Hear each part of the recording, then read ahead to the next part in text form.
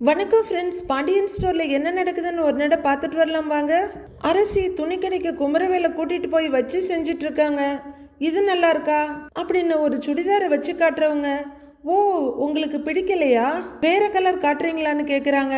Madam இதை பாருங்க, இந்த கலர் உங்களுக்கு நல்லா இருக்கும் அப்படின்னு சேல்ஸ் லேடி ஒரு மெரூன் கலர் சுடியை கொடுக்க, இது இந்த கலர் பாருங்க எப்படி இருக்கு அப்படிங்கிற மாதிரி புருவத்தை தூக்கி கேட்க, குமரவேல் பல்ல கடிச்சிட்டு உட்கார்ந்து இருக்காரு. இதுவும் பிடிக்கலையா, ஆனா எனக்கு இது பிடிச்சிருக்கு அப்படின்னு அரசி ஏதோ குமரவேலுக்கு இம்பார்ட்டன்ஸ் கொடுக்கற மாதிரி சீன் போட்டுட்டு இருக்காங்க.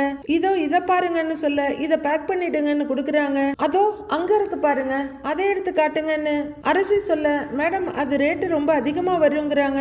குமரவேல ஒரு பார்வை பார்த்துட்டு, எங்க பெரிய மாமா சொல்லி அனுப்பியிருக்காங்க, ரேட்டு எம்பட்டு அதிகமா இருந்தாலும் என் ஹஸ்பண்ட் வாங்கி கொடுப்பாங்க இல்லைங்க அப்படின்னு அரசி கேட்டுட்டு இருக்க. சரிங்க மேடம், நான் அவங்க அதை எடுக்க போறாங்க, நீங்க எடுத்துட்டு வாங்கன்னு அரசி சொல்ல, இதோ எடுத்துட்டு வரேங்க மேடம். அந்த லேடி ஓடுறாங்க.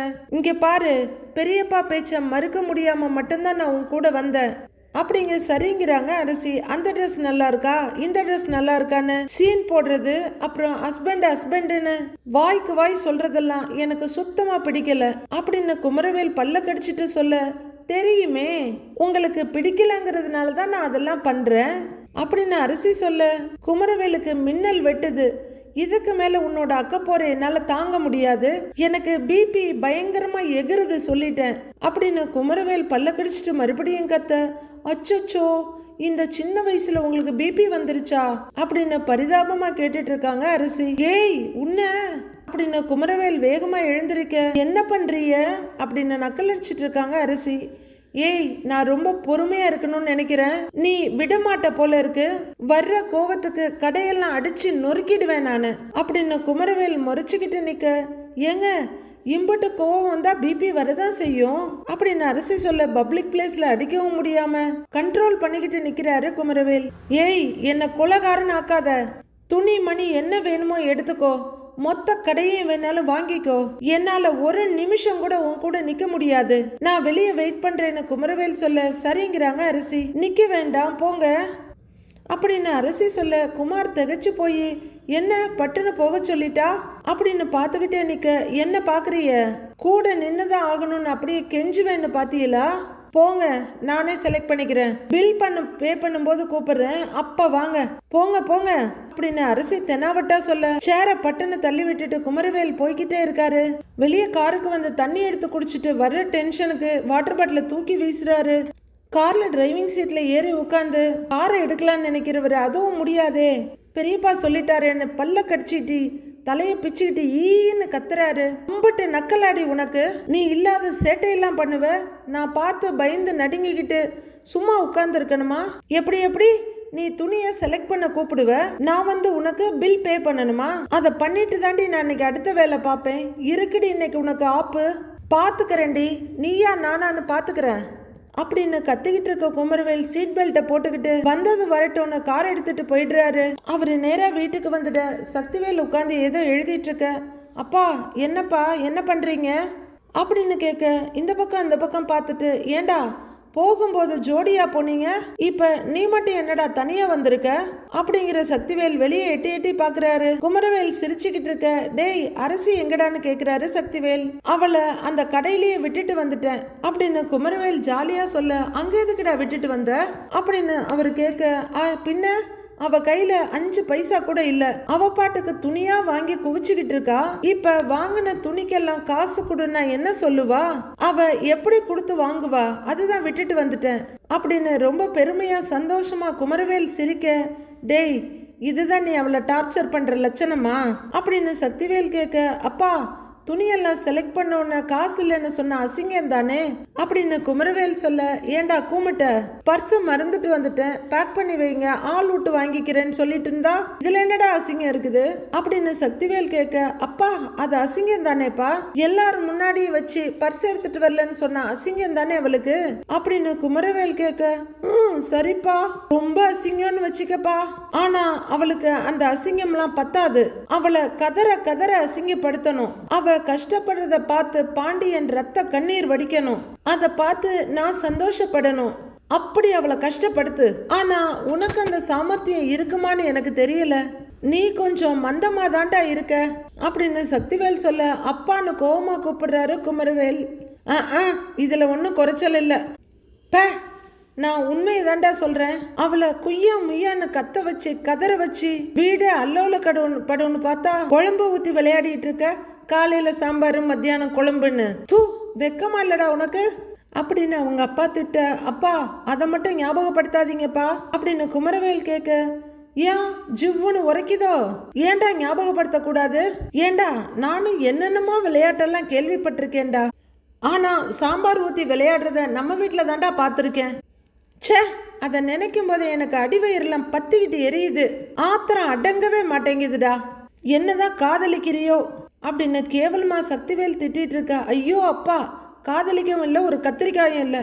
அந்த திமிர் பிடிச்சவன் என் மேல சாம்பாரை ஊத்திட்டாப்பா அப்படின்னு குமரவேல் உண்மையை சொல்லிட இப்போ பயங்கரமா அதிர்ந்து போய் பாக்குறாரு சக்திவேல். வேணும்னு என் மேல இருக்க கோபத்துல கொட்டிட்டா அப்படின்னு குமரவேல் சொல்ல, ஏய் என்னடா சொல்ற அப்படின்னு சக்திவேல் அதிர்ச்சியோட கேட்க, அவ அப்பா முன்னாடி வச்சு அவளை திட்டுன. அதை பார்த்து அவங்க அப்பா வருத்தப்படுவாருன்னு நினைச்சேன். அதுவும் நடந்துச்சு. ஆனா அதை பார்த்து அவளும் டென்ஷன் ஆயிட்டா. சாப்பாட்டுல சாம்பார் ஊத்துடின்னு சொன்னேன், டக்குன்னு எடுத்து என் தலையில ஊத்திட்டாப்பா அப்படின்னு தான் கேவலப்பட்டதை அப்பா கிட்ட குமரவேல் சொல்ல, ஏண்டா அப்பைய தலையில சாம்பாரை கொட்டிட்டான்னு சொல்ல வேண்டியதானேடா அப்படின்னு கேட்க, என்ன சொல்லணும்? எல்லாரும் முன்னாடி என் பொண்டாட்டி என் தலையில சாம்பாரை கொட்டிட்டான்னு சொல்லணுமா? அதோட அசிங்கம் வேற எதுவுமே இல்லப்பா அப்படின்னு குமரவேல் சொல்ல, அப்ப அந்த புள்ள நாம நினைச்ச மாதிரி சாதாரண புள்ள இல்ல அப்படின்னு சக்திவேல் கேட்க, ஆமாப்பாங்கிறாரு குமரவேல்.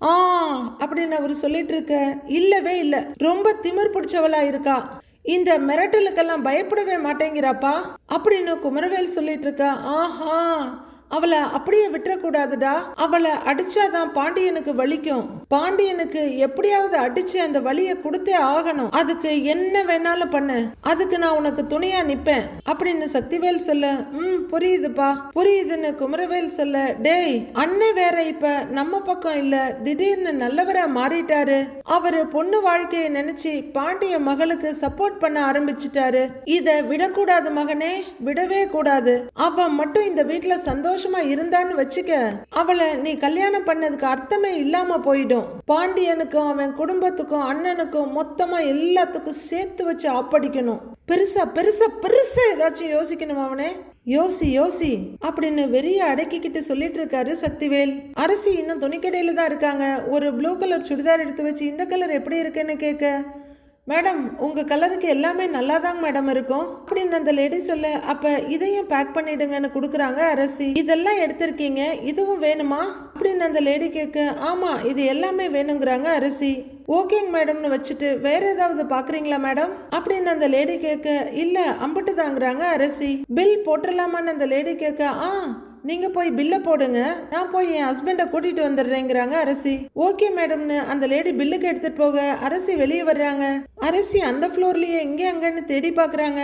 காணோன்னு ஒண்ணு அங்க ரிசப்ஷன்ல நிக்கிற லேடி கிட்ட வந்து, மேடம் என் கூட ஒருத்தர் வந்தாரு, அவரை பாத்தீங்களான்னு கேட்க, ஆமாங்க மேடம் இப்பதான் வெளியே போனாருங்கிறாங்க.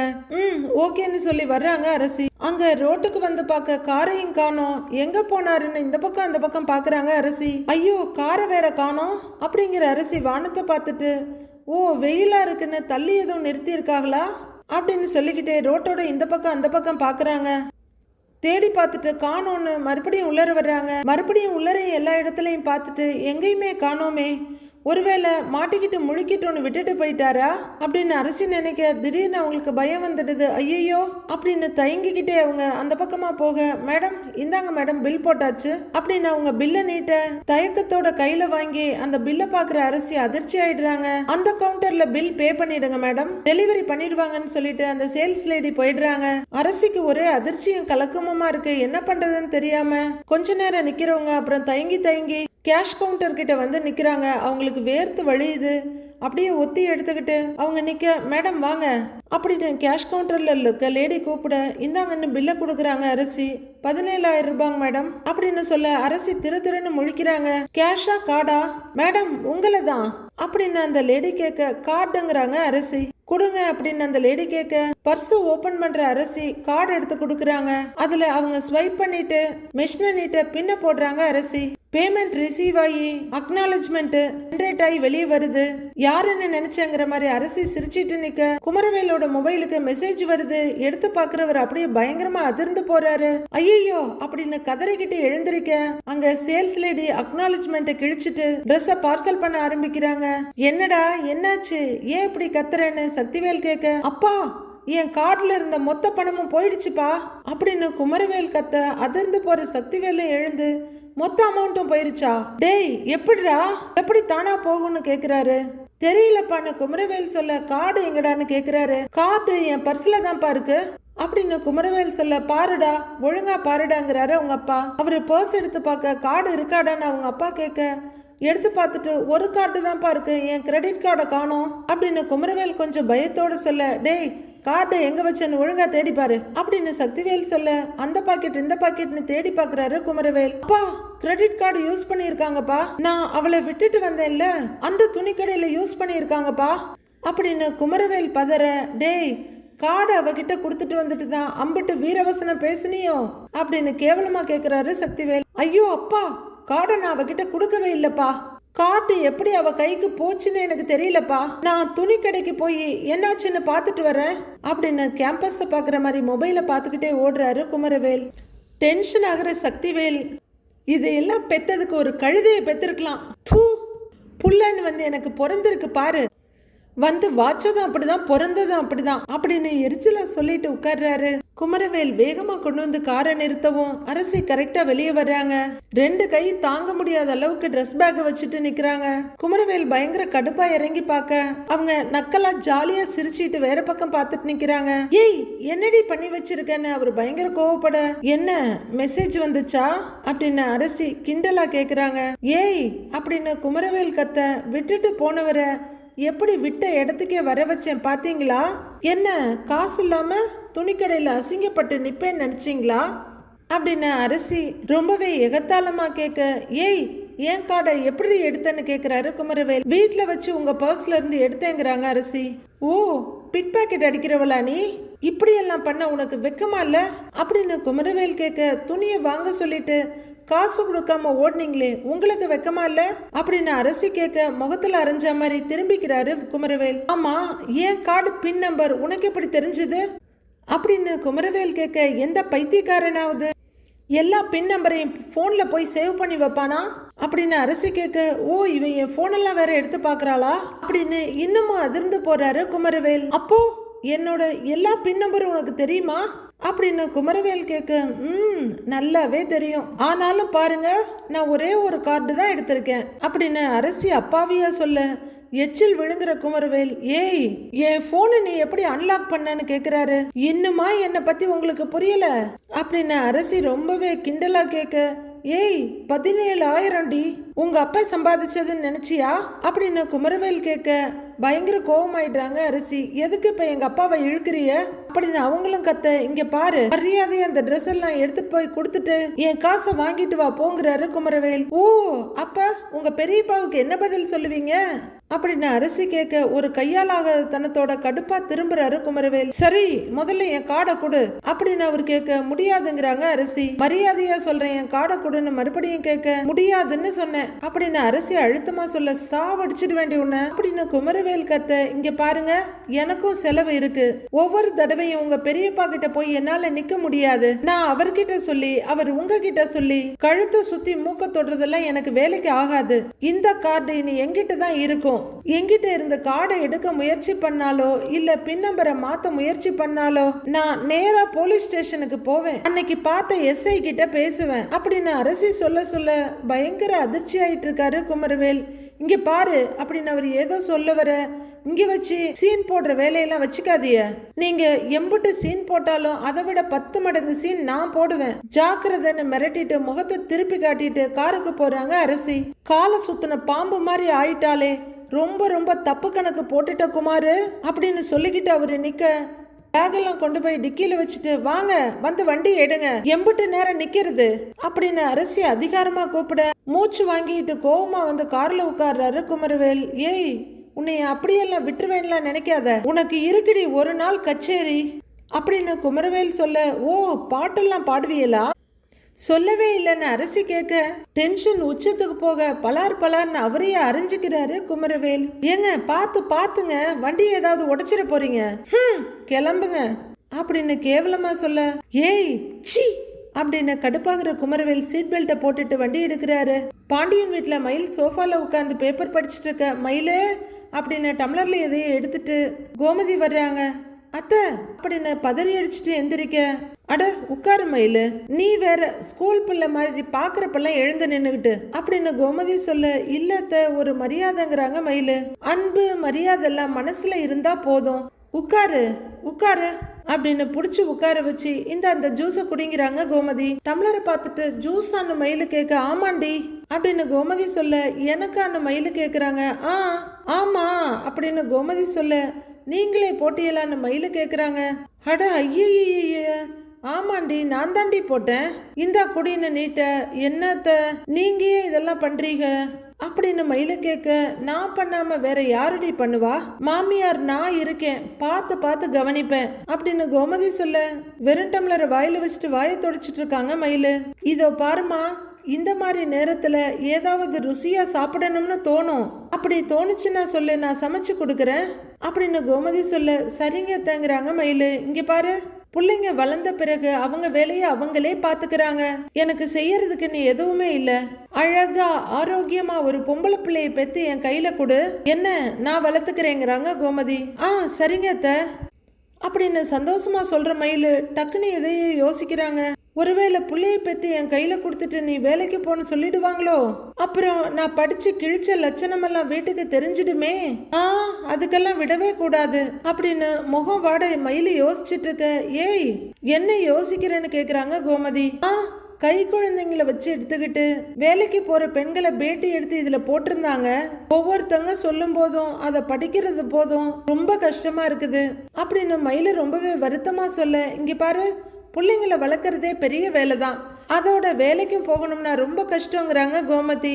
வீட்டுல இருக்க ஆம்பளைங்க உதவி பண்ணா ஏதோ அப்படி இப்படின்னு சமாளிச்சுக்கலாம், இல்ல மாமியார் அம்மான்னு கூட யாராவது ஆதரவா இருந்தா சமாளிச்சுக்கலாம் அப்படின்னு கோமதி சொல்ல ஒவ்வொன்றுக்கும் ஒரு ரியாக்ஷன் கொடுத்துட்டு இருக்காங்க மயிலு. ஐயோ ட்ராக் மாறுதே அப்படின்னு மயிலு யோசிச்சுட்டு இருக்க. இங்க பாரு, குழந்தை பிறந்த பிறகு உனக்கு வேலைக்கு போகணும்னு ஆசை இருந்தா சொல்லு, நான் பாத்துக்கிறேன், நீ சந்தோஷமா வேலைக்கு போயிட்டு வா அப்படின்னு கோமதி சொல்ல. ஐயோ இல்ல அத்த, இல்லவே இல்ல, அப்படி ஒரு எண்ணம் எனக்கு இல்லவே இல்ல அப்படின்னு மயிலு சொல்ல. ஓ அப்படின்னு பாக்குறாங்க கோமதி. எனக்கு என் புள்ள பிறந்து ஸ்கூலுக்கு போற வரைக்கும் 24 மணி நேரமும் நானும் கூடவே இருந்து பாத்துக்குவேன் அப்படின்னு மயிலு சொல்ல. ஏன் மேல நம்பிக்கை இல்லையாக்குங்கிறாங்க கோமதி. ஐயா அப்படிலாம் இல்லத்த, ஆனா அம்மாவோட அரவணைப்பு குழந்தைக்கு முக்கியம் இல்ல அப்படின்னு மயிலு சொல்ல. அப்படின்னு தலையாட்டுறாங்க கோமதி. நான் வீட்லயே இருந்து குழந்தைய பாத்துக்கிட்டு உங்களுக்கும் உதவி செஞ்சுட்டு வீட்டுல தான் இருப்பேங்கிறாங்க மயிலு. மீனாவும் ராஜியும் வேலைக்கு போற மருமகளுங்க, நான் வீட்டுல இருக்கிற மருமக, கரெக்டு தானே அத்த அப்படின்னு அவங்களோட நிலையை உறுதிப்படுத்திக்கிறாங்க மயிலு. உன்னை வீட்டுல இருன்னு சொல்ல மாட்டேன், வேலைக்கு போகணும்னு நான் சொல்ல மாட்டேன், உனக்கு என்ன தோணுதோ அத மாதிரி பண்ணு அப்படின்னு கோமதி சொல்ல. அப்பாடா ஒன் சைடு கிளியர் அப்படின்னு நினைக்கிற மயிலு. ஆனா மாமா வேலைக்கு போன்னு சொன்னாங்கன்னு கேக்குறாங்க. அட நீ ஆசைப்பட்டன்னு தான் உன்னை வேலைக்கு போ சொன்னாரு, உனக்கு விருப்பம் இல்ல வீட்டுல தான் இருப்பேன்னு சொன்னா யாரு என்ன சொல்ல முடியும்? இத பாரு, நீ குழந்தை பிறந்த பிறகு என்ன பண்ணணும்னு யோசிக்காம இப்ப என்ன பண்ணணும்னு யோசி, நல்லா சாப்பிடு, நல்லா ரெஸ்ட் எடு, சந்தோஷமா இரு அப்படின்னு கோமதி சொல்லிட. அப்படின்னு தலையாட்டுற மயிலுக்கு உண்மையாவே சந்தோஷமா இருக்கு. அவங்க தலைக்கு பின்னாடி மெலோடி எல்லாம் போற மாதிரி இருக்கு அவங்களுக்கு. இந்த சந்தோஷம் நிலைக்குமா? அடுத்து என்ன நடக்கும்னு மண்டே பார்க்கலாம் friends. Have a happy weekend. Thank you.